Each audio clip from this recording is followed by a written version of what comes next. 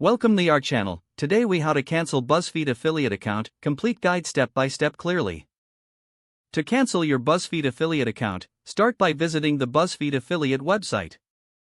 Log in using your registered email and password.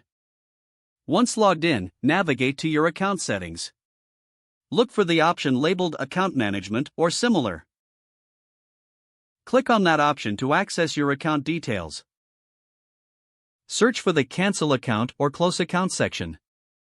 Read any important information or terms related to account cancellation. If everything looks good, click on the cancellation link. You may be prompted to provide a reason for your cancellation. Fill in the necessary details in the provided field. Afterward, confirm your decision by clicking the Submit button. You should receive a confirmation email regarding your account cancellation. Check your inbox to ensure you have received this confirmation. If you do not receive an email within a few hours, consider reaching out to customer support. Keep a record of any correspondence related to your cancellation. Your BuzzFeed affiliate account should now be successfully canceled. If the page does not load, refresh the browser or try again in a private or incognito window. Make sure you are using the correct email address, then retype it carefully to avoid small typos. If your password is not accepted, use the reset option and create a new strong password you can remember.